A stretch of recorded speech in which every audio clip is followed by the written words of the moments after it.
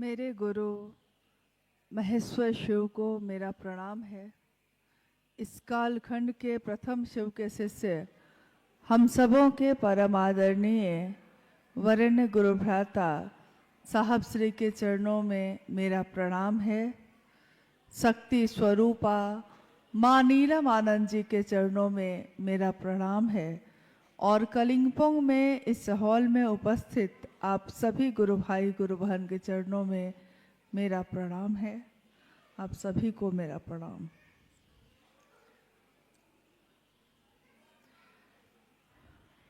महागुरु महादेव जगत गुरु शिव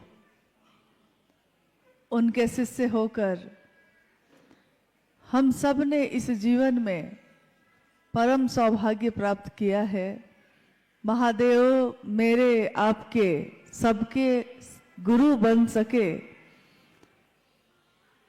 इसका सौभाग्य इस जीवन में जगत के लोगों को मिल रहा है। इस कालखंड में शिव के गुरु स्वरूप की बात, ये आवाहन कि शिव मेरे आपके गुरु हो सकते हैं, लेकर आने वाले साहब श्री हरिंदानंद जी हैं। आपने उनके बारे में सुना। शक्ति स्वरूपा माँ नीलम आनंद जी के बारे में सुना और इस धरती पर आकर उन्होंने महादेव को किस तरह जमीन पे उतारा, इसको भी सुना। महादेव भगवान है, कौन नहीं जानता है महादेव को। महादेव को धरती का हर आदमी जानता है।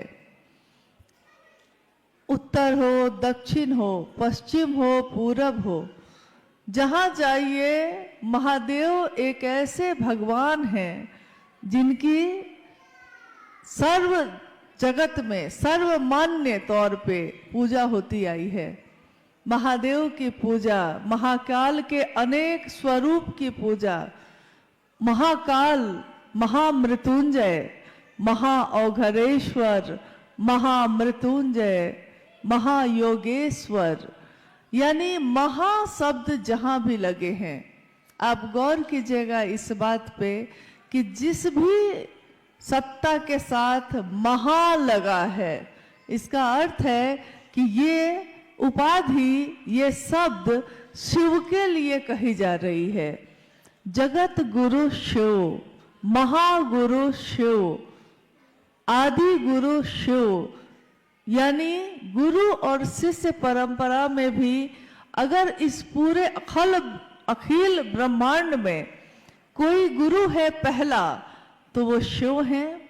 और आपने जाना होगा या सुना होगा, कभी नहीं सुना होगा तो आज सुन रहे हैं कि गुरु शिष्य परंपरा में शिव गुरु हैं।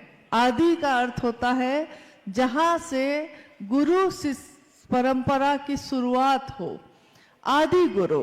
तो जब कोई आदि गुरु होगा तो कोई उसका शिष्य होगा। जब कोई डॉक्टर बनेगा तो कोई उसका पहला मरीज होगा। जब कोई शिक्षक बनेगा तो कोई तो पहला विद्यार्थी होगा। तो जब महादेव आदि गुरु हैं तो सबसे प्रथम में कोई शिष्य होगा। आदि गुरु शिव का पहला शिष्य कौन है? आखिर किसके शिष्य बनने से जगत गुरु शिव का जगत गुरु पद चरितार्थ होता है? मां भवानी, शिव की शक्ति, भगवती प्रथम शिष्या कही गई। भारत देश में जब तंत्र और साहित्य के ग्रंथ पढ़े जाते हैं तो उसमें तंत्र पे एक बहुत बड़ी पुस्तक है जिसमें तंत्र साधना या तंत्रों के बारे में लिखा गया है। अक्सर हम लोग समझते हैं कि तंत्र का अर्थ होता है जादू टोना करना, परंतु तंत्र का ये बहुत छोटा और विकृत रूप है। उसका सुंदर रूप है शिव से प्रेम करना। तंत्र साहित्य में पहली बार जब उमा और महेश्वर की आपस की बातचीत चल रही है, जब शिव और माँ पार्वती की बातचीत चल रही है जिसमें मां भवानी शिव से कहती हैं, हे देव, तंत्र क्या है? ओ लॉर्ड, व्हाट इज तंत्रा?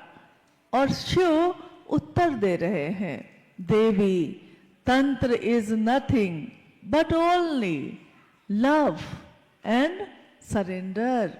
तंत्र और कुछ भी नहीं है, ये प्रेम और समर्पण के सिवा।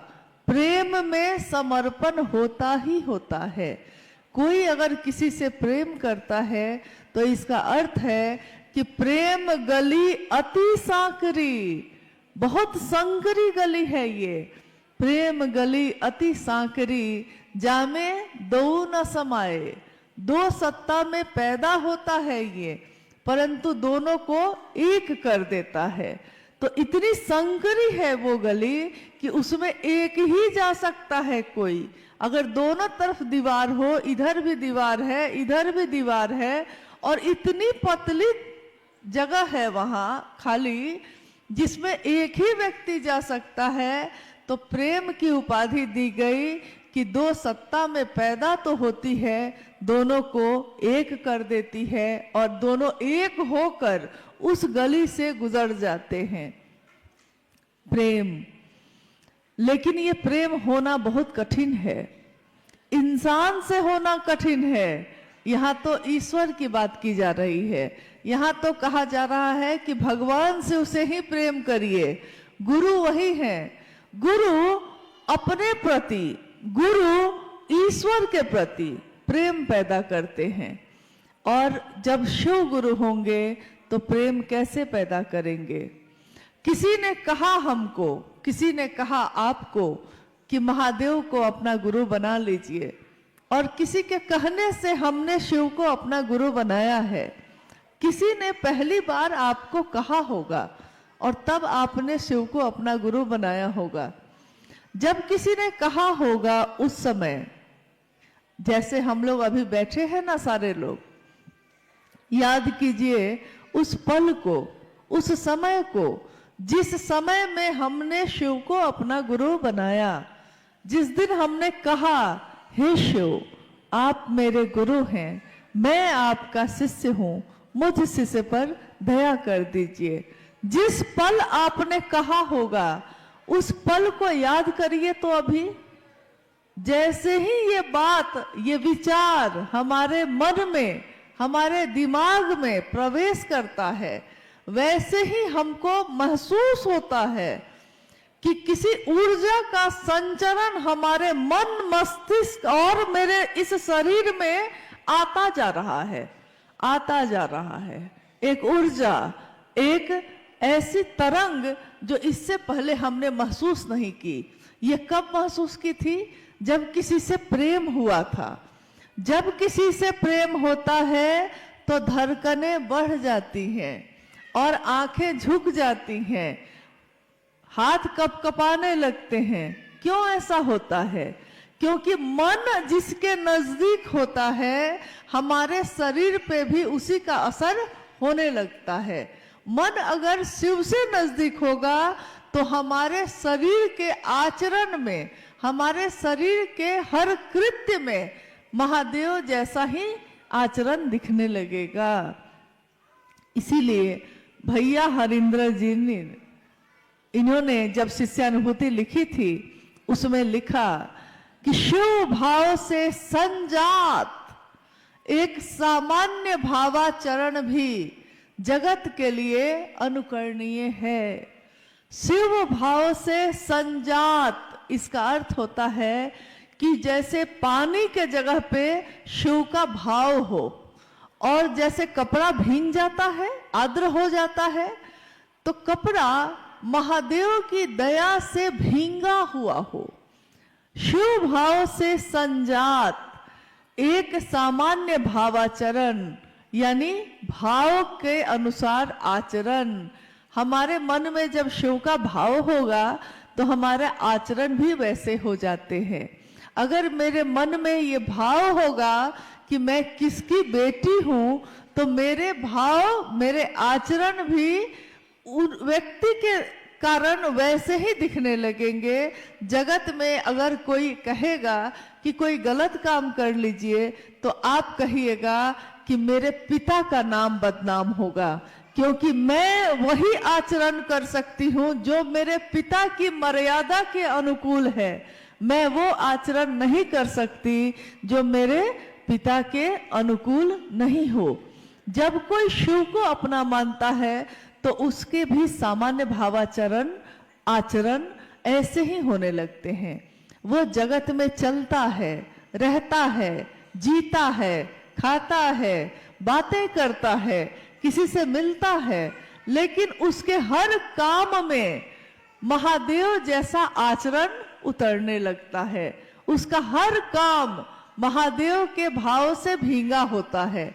और ये जो उसका शिव के शिष्य का आचरण है, ये जगत के लिए अनुकरणीय है।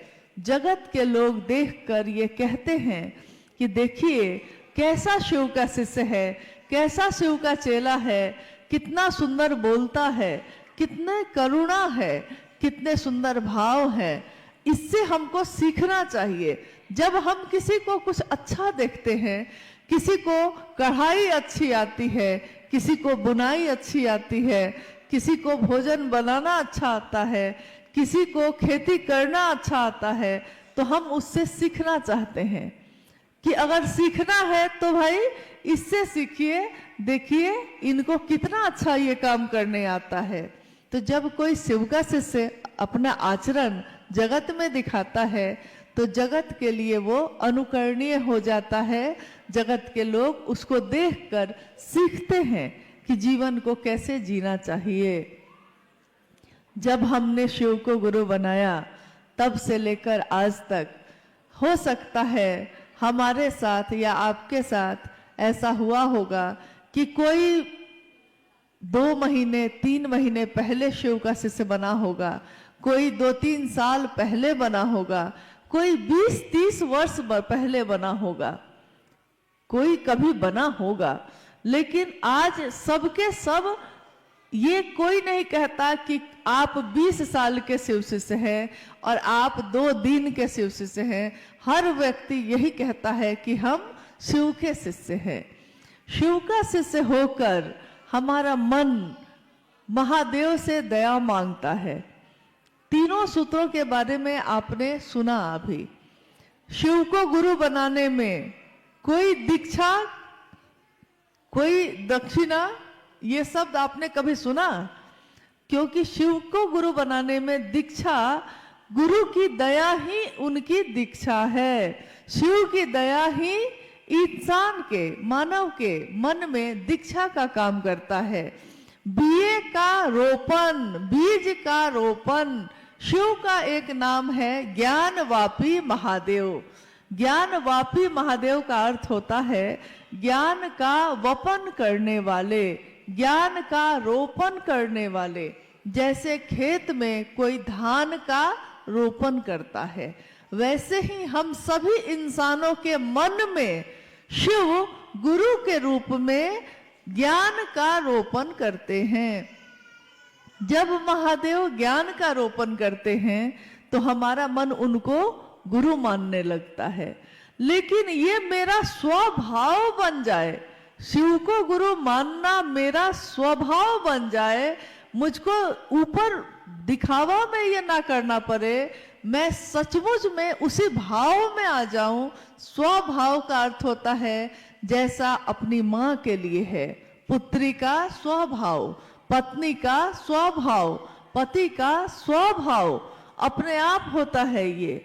लेकिन जब ईश्वर के लिए हम कहते हैं कि मेरा स्वभाव हो जाए, तो इसके लिए हमको प्रयत्न करने पड़ते हैं, इसके लिए हमको प्रयास करना पड़ता है। शिव को गुरु बनाने के लिए, स्वस्फूर्त जागरण के लिए मेरे हृदय में, मेरे मन में शिव का भाव स्वस्फूर्त हो जाए, खुद ही खुद प्रकट हो जाए। इसके लिए मैं क्या करूं? तो इसके लिए कहा गया, साहब ने कहा कि पहला सूत्र है शिव से दया मांगना।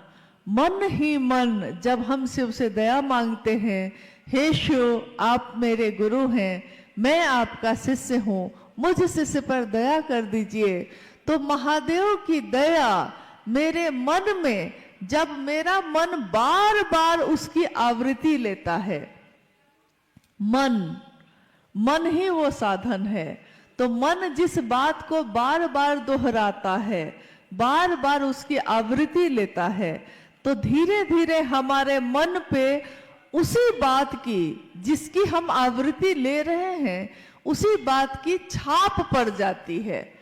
कोई अगर दिन रात पैसे पैसे पैसे पैसे यही बात करता है, तो उसकी नींद में भी उसको पैसा ही दिखने लगता है। हमने देखा है कभी कभी कि जब शाम में, संध्या बेला में, हमारे घर परिवार में कभी कभी ऐसा होता था, हम लोग छोटे थे तो उस समय याद है मुझको, कि घर में परिवार के बहुत लोग बैठे हैं और कुछ नाते रिश्तेदार के लोग भी आ गए हैं, तो बहुत लोग बैठे हैं। तो जब बहुत लोग हो जाते हैं तो कोई एक बात शुरू होती है और धीरे धीरे सारे लोग उसी बात में शामिल हो जाते हैं। तो एक बार क्या हुआ कि शाम हो रही थी, अंधेरा हो रहा था, तो अचानक किसी एक व्यक्ति ने भूत प्रेत की बात शुरू कर दी। भूत ऐसा होता है, प्रेत ऐसा होता है, महाप्रेत ऐसा होता है, चुड़ैल ऐसी होती है, पिशाच कैसा होता है।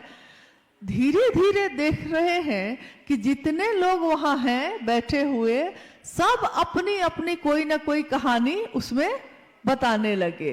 किसी ने कहा कि एक बार ऐसा हुआ कि अमुक आदमी अमुक जगह गया तो वहां उसको प्रेत बाधा हो गई, भूत प्रेत पकड़ लिया, झूमने लगा। मतलब कैसा था प्रेत?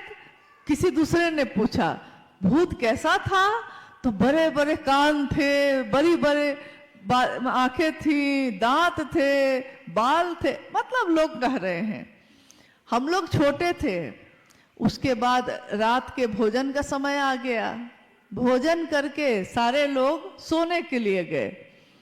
तो जब सोने के लिए गए, अब नींद ही नहीं आए, नींद ही नहीं आ रही है, डर लग रहा है और पर्दा भी हिलता है तो लगता है कि भूत का कान ही हिल रहा है। ये पर्दा नहीं है। आवाज हो रही है सरसराहट की, तो लगता है कि भूत ही सांस, उसी की सांस की आवाज आ रही है। देखिए हमारे मन पे उस बात का कितना असर होता है जिसमें हम सब शामिल हो जाते हैं। तो सब शामिल हो गए तो रात भर नींद नहीं आई, कोई अकेले सोने को तैयार नहीं हुआ। सब अंत में विचार हुआ कि सारे लोग हॉल में गद्दा बिछा लें और एक साथ सो जाएं, क्योंकि कमरे में जाने पे भूत आ सकता है। देखिए किसी एक ने बात शुरू की, धीरे धीरे सारे लोग उसमें शामिल हो गए और जब शामिल हो गए तो मन पे उस बात का ऐसा असर हुआ कि हर जगह वही दिख रहा है। अगर हमारे आपके जैसे लोग और बातों को छोड़कर महादेव की बात करने लगेंगे और कहेंगे, कोई एक शुरू करेगा महादेव मेरे गुरु हैं, आपके भी हो सकते हैं। दूसरा कहेगा कैसे हो सकते हैं। तीसरा कहेगा महादेव तो है ही। पहला कहेगा है गुरु, इसीलिए तो कहते हैं कि बना लीजिए, महादेव का साथ मिलेगा तो हमारा मन सबल होगा, सक्षम होगा, सुवासित होगा। शिव के साथ जीवन की दशा और दिशा बदल जाएगी। कोई कहता है महादेव गुरु कैसे हो सकते हैं, हम लोग को तो कुछ नहीं आता है। तो पहला आदमी कहता है महादेव को गुरु मानने में बस मन ही से कहना है, कोई क्रिया नहीं है, कोई आडंबर नहीं है, कोई आपको खर्चा पानी या पूजा पाठ फूल प्रसाद कुछ नहीं चढ़ाना है। महादेव को गुरु मानकर बस अपने मन का भाव देना है, मन में दोहराना है। और जिस चीज को हम बार बार दोहराते हैं वो हमारी नींद में भी शामिल हो जाती है। नींद में अब क्या दिखाई देता है? तो नींद में हम तो वही है, हमारा बिस्तर भी वही है, परंतु अब जब सोने जाते हैं तो नींद में शिव दिखाई देते हैं। नींद में शिव अवस्थित हैं। जिसके नींद में भी शिव अवस्थित होते हैं वही साधु है, वही ऋषि है, वही महर्षि है, जिसकी नींद में भी शिव शामिल हो जाए। तो हमारी बातचीत का बहुत असर होता है। हम बात क्या करते हैं? कभी कभी कोई ऐसा व्यक्ति मिल जाता है जो आपके घर आएगा और दिन रात आपसे नकारात्मक बात करेगा, सिर्फ नकारात्मक। मतलब कोई आपके घर आया और उसने बात शुरू की, उसने कहा कि क्या कहें, बड़ा बीमार है, बहुत दर्द है, पैर में बहुत दर्द है, पेट में दर्द है, सिर में दर्द है, इतना बोलेगा इतना बोलेगा, और जब वो चला जाएगा तो आपके भी सिर में दर्द होने लगता है। पहले नहीं था। उसने इतनी बात कही, इतनी बात कही किसी के बारे में कि मुझको भी लगने लगा कि मुझको भी तो नहीं हो गया है कहीं सिर में दर्द। यानी बात हम सुनते क्या है। वहीं कोई ऐसा व्यक्ति मिलता है जो कहता है, हम अगर कहते भी हैं कि हाँ मेरे सिर में बहुत दर्द है, बड़ी पीड़ा है, पैर के घुटने में चल नहीं पाते हैं, तो वो कहता है, अरे मिजाज बना के चलो ना, मिजाज बनाओ, अरे चलो कुछ नहीं है, चल सकते हैं, चलिए। और एक दिन चलने लगते हैं हम। यानी उसकी बात का क्या असर है? बात का क्या असर होता है?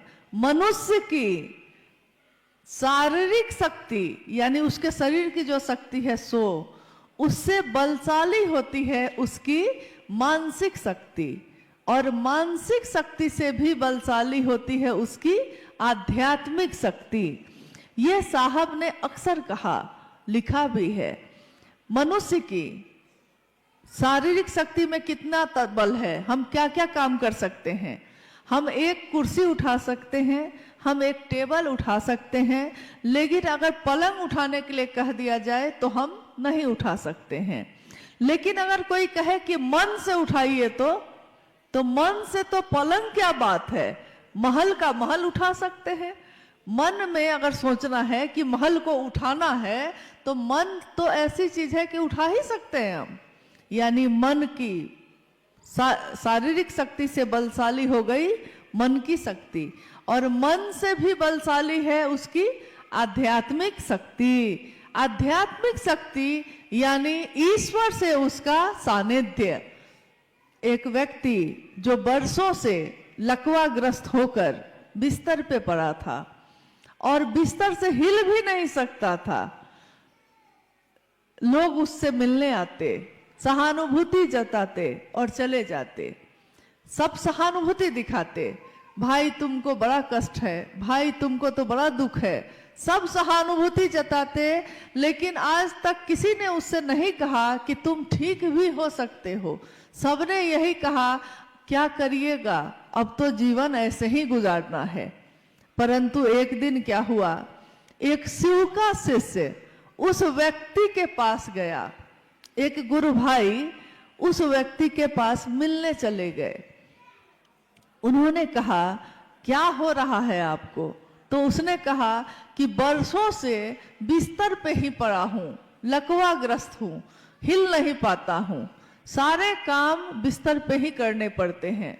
गुरु भाई ने, शिव के शिष्य ने कहा, महादेव को गुरु बनाइए ना, लेटे लेटे ही महादेव से दया मांगिएगा, महादेव को प्रणाम करिएगा, और अगर कोई मिल जाए, आए कोई मिलने, उससे महादेव की बात करिएगा।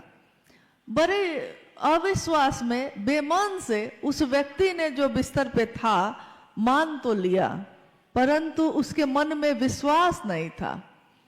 एक दिन उस गांव में आग लग गई। जैसे बिहार, उत्तर प्रदेश, ये सब राज्य में जब जाइएगा तो गांव, यहाँ पहाड़ पे तो एक घर यहाँ है तो दूसरा घर उतनी दूर है ऊपर में, तो तीसरा घर एकदम नीचे में है। परंतु बिहार और उत्तर प्रदेश, झारखंड, ये सब में जाइएगा तो एक घर के ठीक बगल में दूसरा घर है, फिर तीसरा घर है, एकदम नजदीक नजदीक घर है। एक गांव में 700-800 घर है, 3-3 हजार घर है एक ही गांव में। तो जब आग लगेगी तो इतना नजदीक है दूसरा घर कि उसमें भी आग लग जाएगी, उससे लगते लगते पूरा गांव में आग लग जाती है। एक दिन उस गांव में आग लग गई और आग धीरे धीरे एक घर से दूसरे घर में पहुंचने लगी। गांव में हल्ला मच गया, लोग अपने घर से बाहर भागने लगे। अगर घर के अंदर आग लगेगी तो हम बाहर ही भागेंगे ना, सब भागने लगे। भागते समय किसी को ध्यान नहीं रहा कि वो व्यक्ति जो लकवा मारा हुआ था जिसको, वो तो बिस्तर पे था, उसके बारे में किसी को ध्यान ही नहीं आया। सब अपने प्राण बचाने के लिए बाहर भागने लगे। बाहर भागते भागते लोगों ने देखा कि जो बरसों से बिस्तर से हिला भी नहीं था और उस दिन वो दौड़ते हुए बाहर भाग रहा है। तब लोगों को ध्यान आया कि अरे ये तो अंदर ही था, लेकिन ये दौड़ कैसे रहा है। लोग आग को छोड़कर उसी से पूछने लगे कि भाई तुम दौड़ कैसे पाए, तुम तो हिल भी नहीं पा रहे थे। उसने कहा कि भैया पहले मैंने सोचा कि अब कोई आएगा मुझको बचाने, अब कोई मेरा खटिया लेके बाहर जाएगा, लेकिन कोई नहीं आया। मैंने देखा कि सारे लोग बाहर भाग गए, मुझको बचाने कोई नहीं आया। तो आपने जो कहा था ना महादेव से दया मांगना, मैंने मन ही मन महादेव से दया मांगनी शुरू की। महादेव दया कर दीजिए, महादेव दया कर दीजिए, महादेव दया कर दीजिए। और मेरा मन, मुझको भी नहीं पता है कि मेरा मन लगा जैसे कि भैरव जैसा हो गया हो, और कब मेरा शरीर खड़ा हुआ और कब मैं दौड़ने लगा मुझको पता ही नहीं चला। देखिए, मन ने शरीर को कैसे खड़ा कर दिया। शरीर ने मन का सहारा लिया, मन ने ईश्वर का, भगवान शिव का सहारा लिया, और भगवान शिव का सहारा लेने पे आपकी मानसिक और शारीरिक सारी चीजों की चिकित्सा शिव करते हैं, क्योंकि वो वैद्यनाथ भी हैं। वेदों के वैद वैद्यनाथ, महावैद्यनाथ, उनका एक नाम ये भी है। मनुष्य का जिसका साथ वो लेता है, हम जिसका साथ लेंगे, मेरा मन भी उसकी जैसा बनने लगेगा। हम शिव का साथ लेंगे तो मानवता, शिव का सानिध्य लेने वालों के लिए मानवता सबल होगी, सुवासित होगी, सक्षम होगी। साहब ने कहा कि मैं नहीं जानता कि संसार की दशा और दिशा शिव के बगैर कैसी होगी, परंतु यह मैं जानता हूं कि शिव के साथ यह मानवता सबल होगी, सक्षम होगी, सुवासित होगी। अस्तु, आओ चले शिव की ओर। इसलिए उन्होंने कहा कि सब चले शिव की ओर, चाहे वो कोई बुजुर्ग हो, चाहे वो कोई युवा हो, चाहे कोई बच्चा हो। बच्चा बच्चा जिस दिन शिव को अपना गुरु बनाएगा, उस दिन पत्ता पत्ता जब नमः शिवाय बोलेगा, उस दिन सचमुच में लगेगा कि महादेव मेरे आपके गुरु हो गए। महादेव ने कभी किसी से कुछ लिया नहीं है, सबको दिया ही दिया है। आपने सुना, अभी अनु भैया अपनी चर्चा में कह रहे थे, उन्होंने शिव के भक्त रावण का जिक्र किया। रावण जिसके बारे में लोग उसकी भक्ति से उसको नहीं जान पाए। लोग रावण को किस लिए जानते हैं? रावण भक्त तो था। रावण के लिखे हुए शिव तांडव स्तोत्र आज भी लाखों घरों में प्रतिदिन लोग गाते हैं। जटाटवी वाला जो आप सुनते हैं शिव तांडव स्तोत्र, लाखों घरों में इसको गाए जाते हैं। परंतु रावण का एक रूप ऐसा हो गया जिसने उसकी सारी अच्छाई पे पर्दा डाल दिया। रावण भक्त था, रावण शिव के प्रति समर्पित था, उसने शिव से लिया परंतु उसने ज्ञान नहीं लिया। संपत्ति ली, ज्ञान भी ले लेता, बस इतनी ही तो बात थी। पिताजी से खेत ले लिया, खेती करने का ज्ञान भी ले लेते तो खेती कर सकते थे। पिताजी से लड़ के दुकान में बंटवारा तो कर लिया, लेकिन दुकान चलाई कैसे जाती है इसका ज्ञान भी ले लेते तो दुकान चला सकते थे। इसी तरह रावण के साथ भी हो गया। परंतु आपने सुना होगा कि आज भी जब भी बात आती है कि सीता के अपहरण की, हरण कर लिया रावण ने, तो क्या दृष्टांत था, क्या दृश्य था। एक कुटिया में है सीता और रावण क्या बन के गया वहां। रावण वहां गया, रावण बन के गया था, गया तो था हरण करने, लेकिन बन के क्या गया था, साधु। देखिए, बन के वो गया साधु। साधु बनना आसान है, क्योंकि उसमें क्या करना है, गेरुआ कपड़ा पहन लेना है, रुद्राक्ष की माला पहन लेनी है, तो साधु बन गए। लेकिन साधु होना बहुत कठिन है, साधु होना बहुत मुश्किल है। उसी तरह बन के गया था साधु, हरण किया मां सीता का, तो लज्जित कौन हुआ, रावण नहीं, क्योंकि रावण को तो यह करना ही था। लज्जित वहां साधुता हो गई। इसलिए आज भी, कब की यह कहानी है, कितने सालों पहले की कहानी है, लेकिन आज भी साधु वेश में भी किसी को हम देखते हैं तो हम उस पर विश्वास नहीं करते तुरंत। हमको लगता है कि पता नहीं ये सही में साधु हैं भी कि नहीं हैं, कहीं बन के तो नहीं आ गए। एक रावण ने ऐसा किया है तो दुर्गामी परिणाम है उसके कि आज भी साधु पे लोग जल्दी भरोसा नहीं कर पा रहे हैं, जबकि करना चाहिए। ये तो भेष ही ऐसा है, नहीं कर पाते। और हम शिव के शिष्य हैं, अगर हम शिव का शिष्य बनकर समाज को अपनी सेवा न दे सके, समाज को शिव न दे सके, तो हमको शिव का शिष्य होने का कोई हक नहीं है।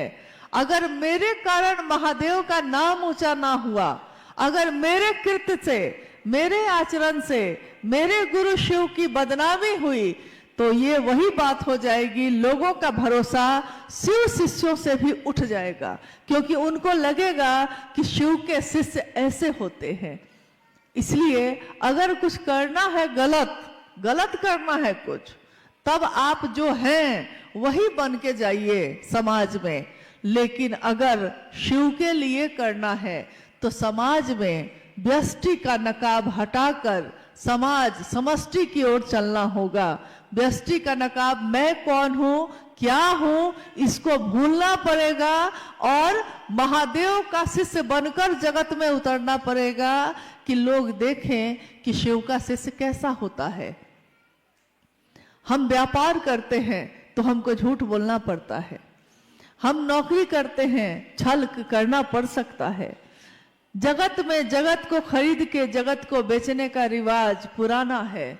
जगत में तो हम खरीदते ही हैं, एक सामान बेचते हैं तो एक सामान खरीदते हैं, परंतु शिव को बेचकर जगत नहीं खरीदना है। यही साहब श्री ने कहा, अगर जगत को बेच के जगत खरीदना पड़े तो खरीद लेना, लेकिन शिव को बेच के जगत मत खरीदिएगा।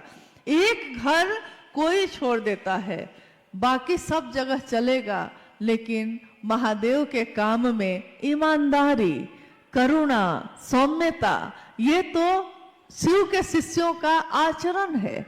इसलिए शिव के शिष्यों को जहां भी, चाहे हम साप्ताहिक चर्चा पे अगर शिव चर्चा करते हैं तब, या एक अकेले भी रास्ते में किसी से बात करते हैं तब, या आज जो ये कार्यक्रम घटित हो रहा है तब, चाहे ज्यादा लोग हों चाहे कम लोग हों, लेकिन हमारी बोली बदलनी नहीं चाहिए।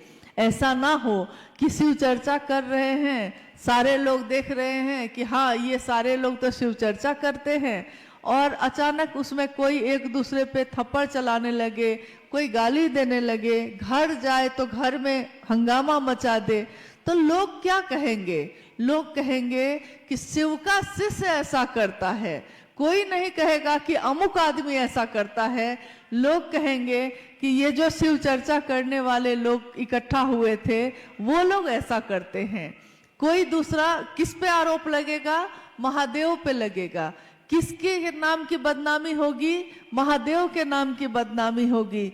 तो ये बहुत शर्मिंदगी की बात होगी कि मेरे आपके कारण महादेव का नाम न हुआ, मेरे आपके कारण महादेव की बदनामी हो जाए।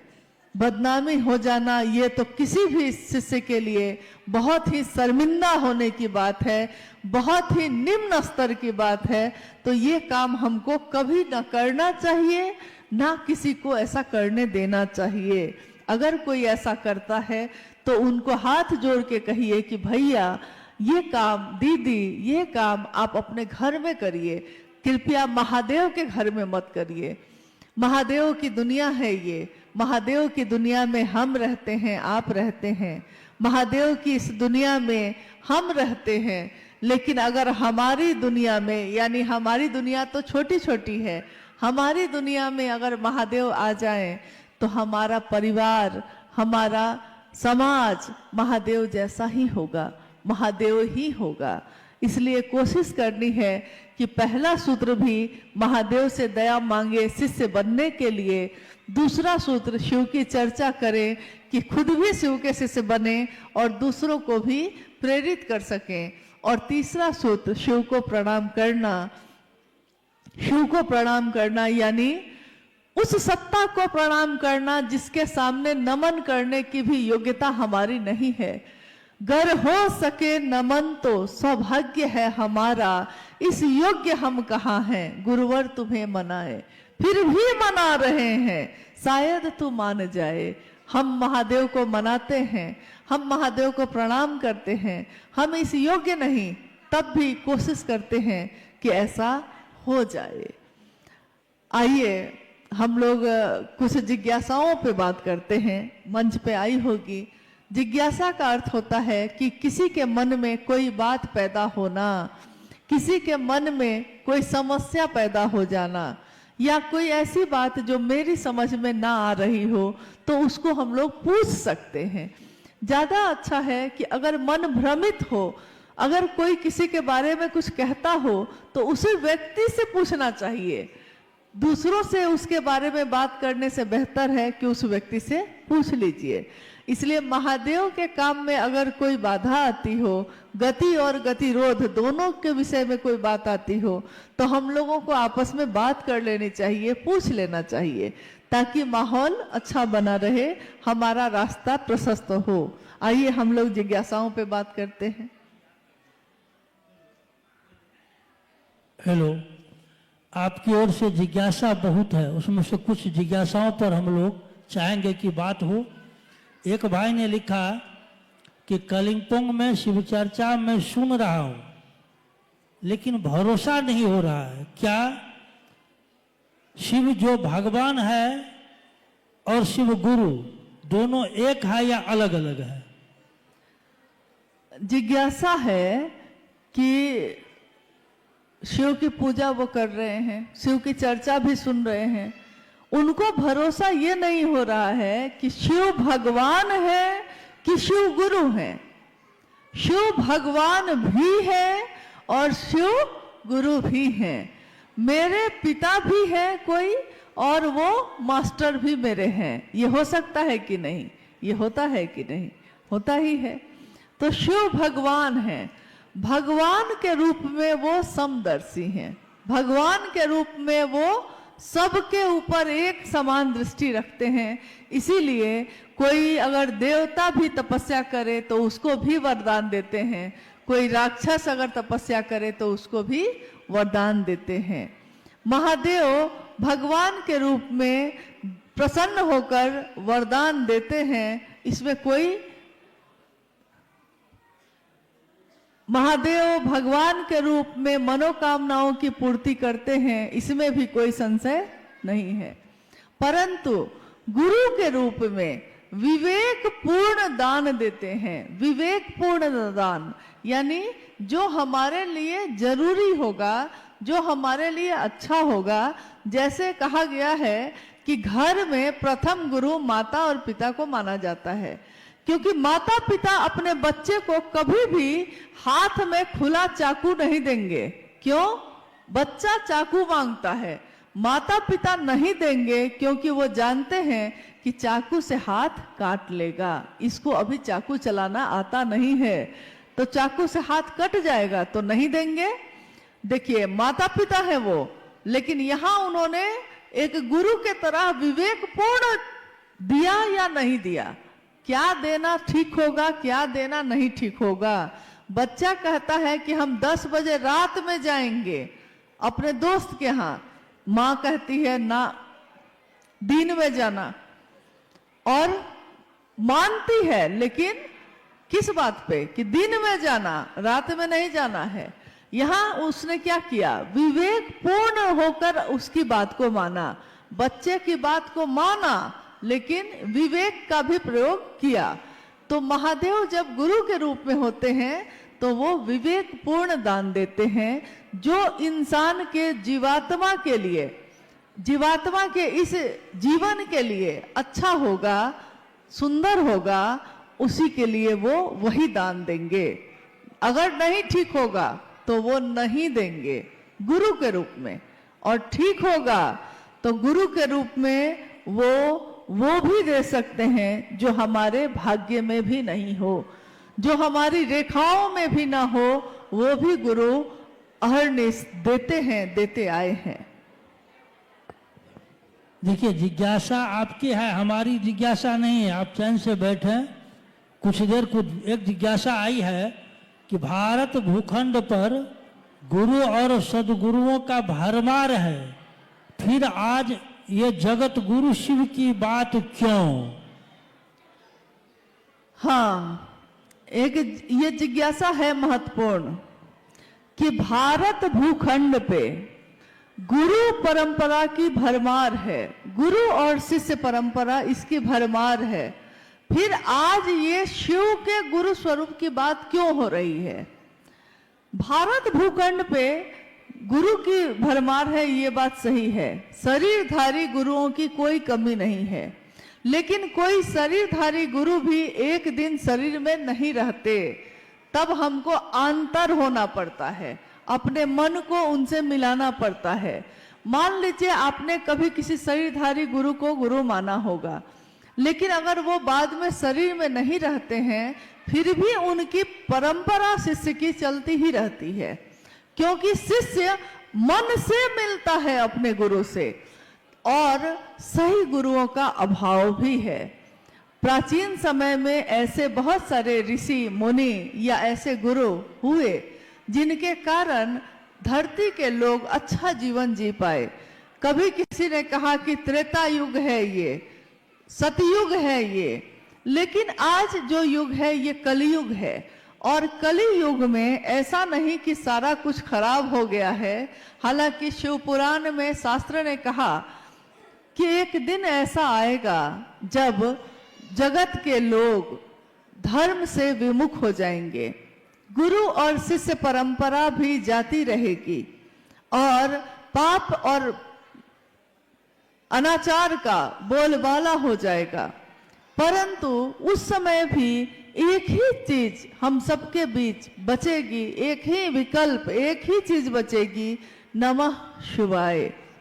शिव पुराण ये कहता है, आज का तो नहीं है, हजारों साल पहले लिखा गया ये ग्रंथ ये बता रहा है, आज ये घटित हो रहा है कि आज हम जैसे मानव के पास एकमात्र विकल्प है शिव की शिष्यता। यानी शिव को जो हम प्रणाम करते हैं नमः शिवाय से, नमः शिवाय में शिव का मंत्र है ये, तो शिव का चैतन्य है जो हमारे मन में, हमारे चैतन्य में होता है, हम अक्सर उसी की बात करते हैं। अभी देखिए, मुझको एक घटना याद आई जो साहब और दीदी ने अपने जीवन की बताई। उन्होंने कहा कि अगर महादेव आपके मन में रहेंगे, मन में अगर महादेव हैं तो आप कहीं भी जाइएगा, आपके सारे ध्यान का केंद्र महादेव हो जाएंगे।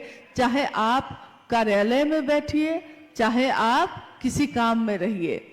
हुआ ये कि एक घटना हुई कि साहब उस समय पटना में पोस्टेड थे, तो वो अपने कार्यालय जा रहे थे।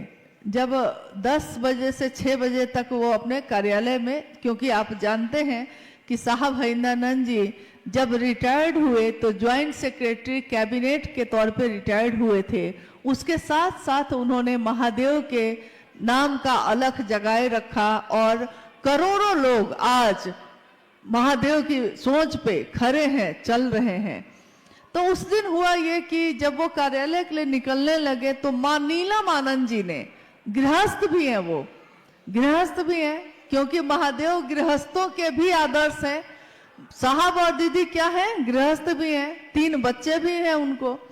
तो जब निकलने लगे तो मां ने उनसे कहा कि कटहल लेते आइएगा, उधर से जब ऑफिस से लौटिएगा। हमारे पति भी जब बाहर जाते हैं तो हम लोग उनसे कुछ ना कुछ डिमांड कर ही देते हैं कि जब आइएगा तो ये लेते आइएगा, ये लेते आइएगा। तो माँ ने कहा कि कटहल लेते आइएगा। कटहल क्या है, एक सब्जी है, फल भी माना जाता है उसको, कटहल ही तो है, लेते आइएगा। साहब ने कहा कि लेता आऊंगा। अपनी जीप में बैठे, जिप्सी में कार्यालय चले गए। साहब ने कहा कि रास्ते में मैं दोनों तरफ सब्जी वाले को देखता रहा कि कटहल है कि नहीं है। नहीं था, दिन में तो दुकान लगी नहीं थी। सोचा कि कार्यालय जाकर चपरासी को भेजूंगा। कार्यालय में गए, उन्होंने चपरासी को बुलाया और कहा कि बाजार में जाके देखो तो कि कटहल आया है कि नहीं। चपरासी बाजार चला गया, लौट के आया, उसने कहा जी अभी नहीं आया है। फिर साहब काम में व्यस्त हो गए। फिर अब शाम में जाना है, चपरासी से फिर बुला के कहा अब देखो तो कि आया कि नहीं कटहल बाजार में। चपरासी फिर गया, उसने कहा आ गया है सर। उधर से कटहल लेके आए, गाड़ी में रखी गई। कहा एक ज्वाइंट सेक्रेटरी कैबिनेट और कहा वो कटहल के लिए परेशान हो रहे हैं। साहब ने कहा क्या मैं कटहल के लिए परेशान हो रहा था? नहीं, मेरे ध्यान में नीलम थी, मेरे ध्यान में नीलम थी। तो नीलम ने क्या कहा है ये भी मेरे ध्यान में था। मेरे ध्यान में शिव होंगे तो शिव ने क्या कहा, साहब दीदी ने क्या कहा, ये भी मेरे ध्यान में होगा। तो इसीलिए साहब ने कहा कि वो कटहल मेरे मन में घूमता रहा, जबकि मैं उतना पसंद भी नहीं करता, लेकिन कटहल नीलम ने कहा। महत्वपूर्ण यह है कि किसने कहा। तो यहाँ जब हम शिव को गुरु मानते हैं तो महत्वपूर्ण यह है कि हमने किसके कहने से माना, कौन है जो हमारे दिन और रात में भी हमारा साथ नहीं छोड़ता, जो हमारे चित्त में हमेशा विराजमान रहता है, जिसके लिए हम कहते हैं महादेव साहब दीदी बैठे हैं मेरे सीने में। हम ये कहते ही रहते हैं क्योंकि हमारे मन का ध्यान भी उन्हीं के आसपास घूमता रहता है, घूमता रहता है। तो हमको याद रहता है कि साहब ने क्या कहा, क्यों कहा, क्या करना चाहिए हमको। अगर हमको याद ना रहे तो हमको ये भी याद नहीं रहेगा कि उन्होंने क्या कहा। ये याद इसीलिए है क्योंकि वो भी याद है। नहीं, एक जिज्ञासा है, एक ये बहुत सारे गुरु बहनों और गुरु भाई की जिज्ञासा है कि दीदी हम लोग कई बार विचार योजना बनाए कि जाएंगे रांची, नहीं जा पा रहे हैं, रुकावट कहाँ आ रही है? चाहता हूं लेकिन हम लोग रांची नहीं जा पा रहे हैं, कृपया कुछ आप बताएं।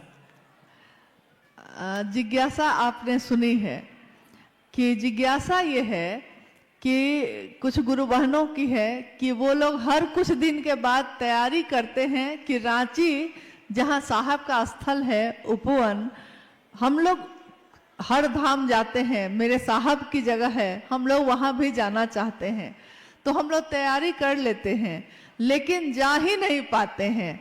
तो रुकावट कहाँ आ रही है? रुकावट कहीं नहीं होती। अगर हम किसी पर निर्भर हो जाते हैं तब रुकावट होती है। जैसे जब हम लोगों ने यहाँ आने का प्रोग्राम बनाया तो कुछ लोगों ने कहा कि कलिम्पोंग में बहुत ठंड होगी दिसंबर में, मत जाइए, अप्रैल में जाइएगा। लेकिन चलने वाला जब चल देता है तो वो उसी में एडजस्ट हो जाता है, मतलब ठंड है कि गर्मी है उसी में ढल जाता है। तो हम लोग चले आए। रोकने वाले तो रोकते ही हैं, कहने वाले तो कहते ही हैं। कोई कहता है चल सकते हो, कोई कहता है नहीं चल सकते हो, कोई कहता है जाना चाहिए, कोई कहता है क्यों जाना चाहिए, मत जाइए। लेकिन मेरा मन क्या कहता है? मेरे कौन है वो जिनके लिए हम जाना चाहते हैं, जिनके पास जाना चाहते हैं? साहब और दीदी आज सबके साथ हैं। आप भी तो हम लोग के साथ हैं, तब भी हम लोग आए कि नहीं, आते हैं कि नहीं? कभी सिक्किम आते हैं, कभी सिलीगुड़ी आते हैं, कभी कलिम्पोंग भी आ गए। आज से 15-16 साल पहले साहब के साथ आए थे हम लोग कलिम्पोंग। यहाँ के टाउन हॉल में वो कार्यक्रम किया गया था। आज इतने सालों बाद फिर से कलिम्पोंग में आने का मौका मिला तो सारी स्मृति, सारी बातें याद आने लगी। मुझको याद है कि जब टाउन हॉल से निकलकर हम लोग कार्यक्रम के बाद निकलकर होटल जा रहे थे तो रास्ते में एक फुटबॉल का मैदान था, शायद किसी स्कूल का था, कहाँ का था, कोई फुटबॉल मैदान है, टाउन हॉल से निकलने के बाद रास्ते में था। तो साहब ने कहा कि कलिम्पोंग में महादेव का काम इतना हो कि एक दिन मैं आऊंगा, इस फुटबॉल ग्राउंड में महादेव की चर्चा हो। देखिए इतने साल पहले उन्होंने ये बात कही, लेकिन मुझको ये पूरा विश्वास है कि जो उन्होंने कहा है, कहीं के लिए कह दिया है तो वो घटित हुआ ही है, चाहे वो 20 साल बाद हो, लेकिन वो हो के रहता है। उन्होंने हमेशा यही चाहा कि हम सभी शिव के शिष्य बने, शिव के बने। यहाँ तो स्थिति ये होती है कि अगर कोई गुरु भाई या कोई गुरु बहन 50 आदमी को जोड़ लेता है और 50 आदमी उसके बात पे चलने लगता है तो वो समझ लेता है कि ये 50 मेरा आदमी है। तो दूसरा अगर कोई रख दिया चर्चा तो उसमें कहेगा मेरा लोग नहीं जाएगा, मेरा लोग। जबकि आपने उसको जोड़ा था क्या कह के? आपने तो कहा था शिव का बनना, शिव का शिष्य बनना। तो शिव के लोग ना होंगे, ये मेरे लोग कैसे हो गए? इसका अर्थ है कि मैंने शुरुआत में ही गलत भावना से ये काम किया है। मैंने महादेव के लिए महादेव का काम नहीं किया। जिसने भी, जो भी ऐसा करते हैं, उन्होंने शुरू से ही सोच लिया था कि हमको अपना आदमी बनाना है। हम लोग को कहाँ फर्क पड़ रहा, आप आए तो बहुत अच्छा, हम भी तो महादेव के लिए आए थे, फिर हम भी चले जाएंगे, आप भी चले जाइएगा। कोई ना भी आया तो भी कोई बात नहीं, महादेव उस पे भी दया करे, उस पे भी अपनी कृपा, अपना आशीर्वाद बरसाएं, उनके दया की बारिश हर व्यक्ति पे हो। हम शिव के शिष्य हैं, हम किसी का अशुभ नहीं सोच सकते, किसी का अहित नहीं सोच सकते, चाहे वो आपके साथ चले या ना चले। कभी शिव के शिष्यों को किसी का अहित नहीं सोचना चाहिए, क्योंकि वो शिव का शिष्य है और अगर उसने सोच लिया तो ऐसा घटित हो सकता है। इसलिए हम लोगों को ये काम कभी नहीं करना चाहिए। दूसरे गाली दे सकते हैं, हम लोगों को नहीं देना चाहिए। दूसरा आरोप लगा सकता है, हम लोगों को नहीं लगाना चाहिए, क्योंकि हम तो जानते हैं कि हम शिव के शिष्य हैं, भले वो जाने ना जाने। एक जिज्ञासा है, गुरु बहनों का कहना है कि दीदी, हम लोगों ने दीदी नीलम आनंद जी को तो देखा नहीं है। 2005 में दीदी नीलम आनंद जी शरीर छोड़ी, आप उनके साथ और साहब श्री के साथ गुजारे हुए अपना कुछ अनुभव सुनाइए। बाप रे बाप, दीदी से अनुभव पूछ रहे हैं कि अपना कुछ अनुभव बताइए कि आपने क्या अनुभव किया साहब और दीदी को। देखिए, दीदी नीलम आनंद 2005 में 17 जून को शिवलीन हो गई। आज से कितने वर्ष पहले? साहब 4 सितंबर 2022 को शिवलीन हो गए। और आज भी दीदी और साहब हम लोगों के साथ उसी तरह है, जरा भी कम नहीं हुआ है, रफ्तार और बढ़ गई है, नजदीकी और बढ़ गई है।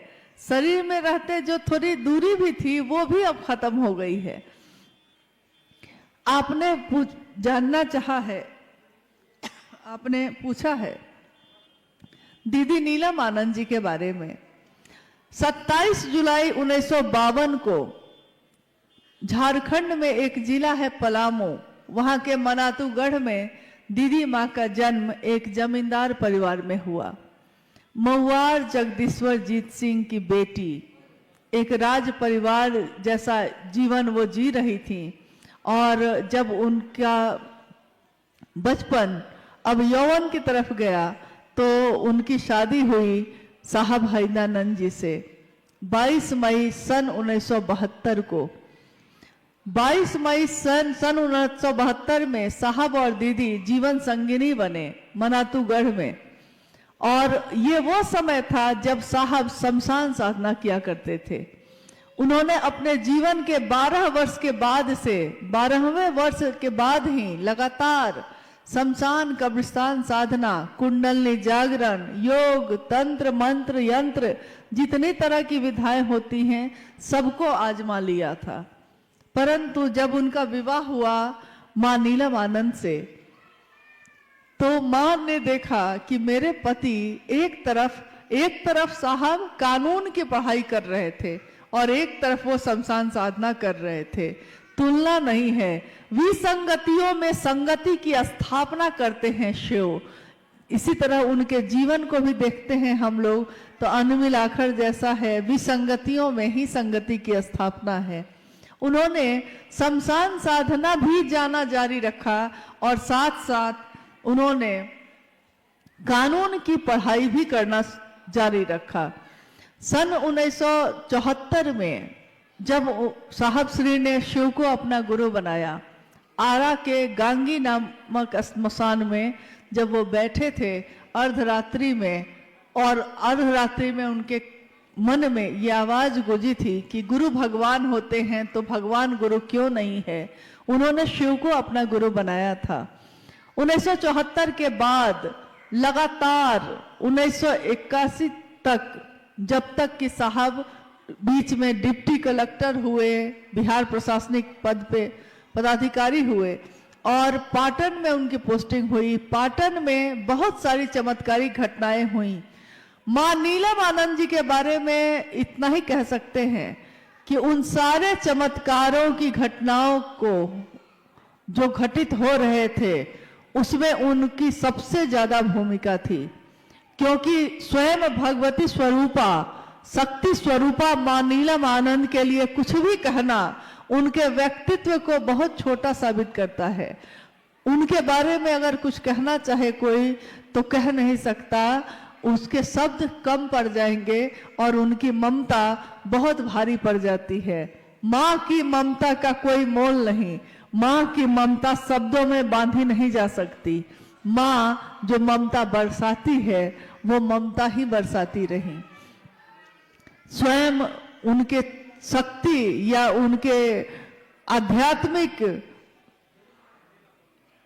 जो शक्ति है उसका आकलन कोई करना चाहे तो जगत का लोग नहीं कर सकता, क्योंकि ऐसी कितनी घटनाएं हैं जो ये बताती हैं कि उनके मन से या उनकी बात से क्या हो सकता है, क्या हो जाता है।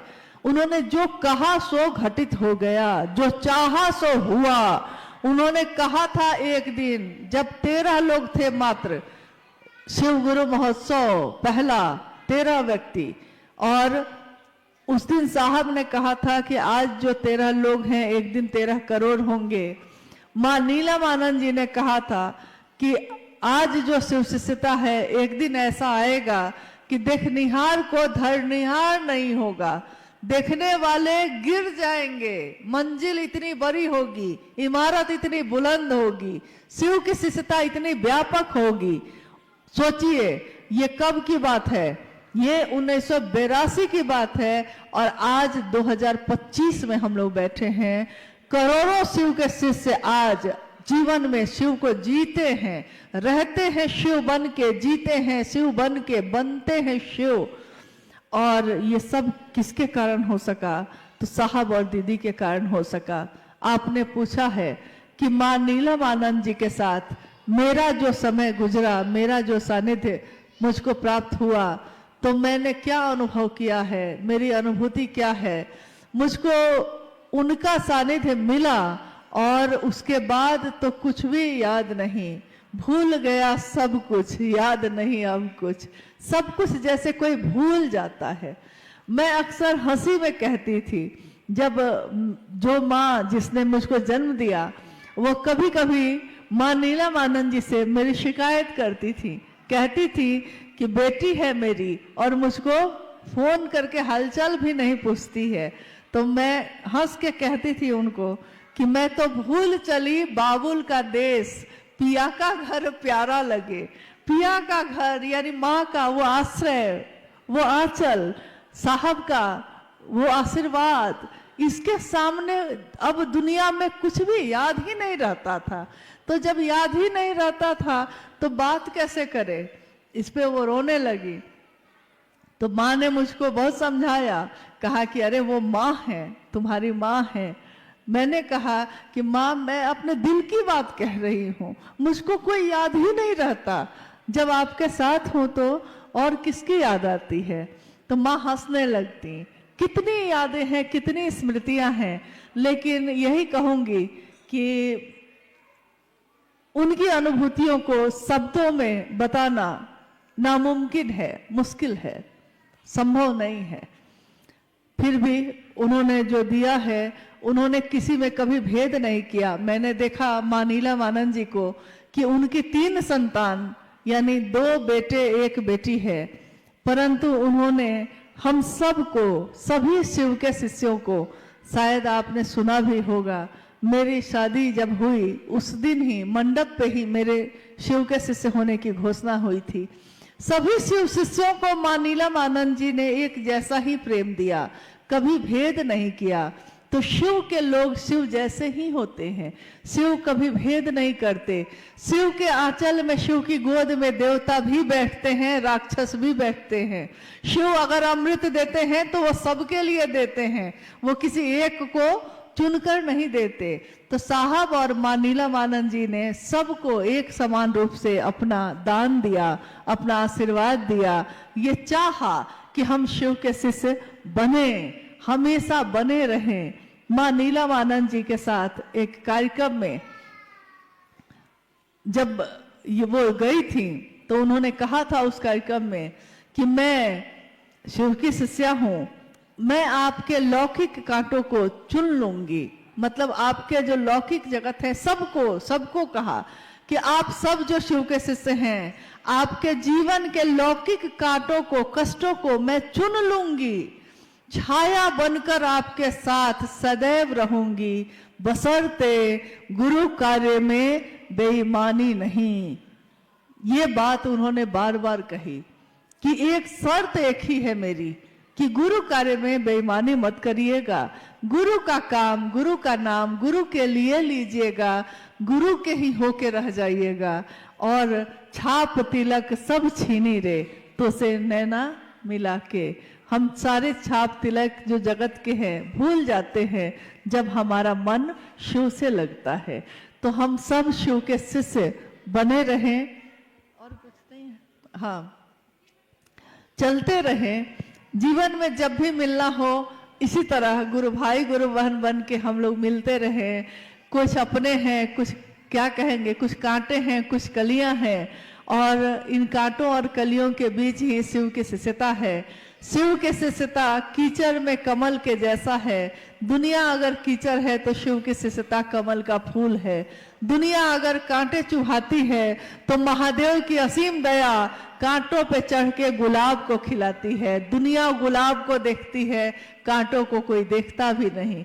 तो हम सब भी गुलाब की सुंदरता को देखें, शिव की शिष्यता की सुगंध से सराबोर हों, यही कामना मेरी है। और अपने साहब और दीदी से, अपने गुरु महादेव से यही आशीर्वाद मांगती हूँ कि हम सभी शिव शिष्यों का जीवन शिवमय हो, सुखमय हो। आप सभी के चरणों में मेरा प्रणाम है।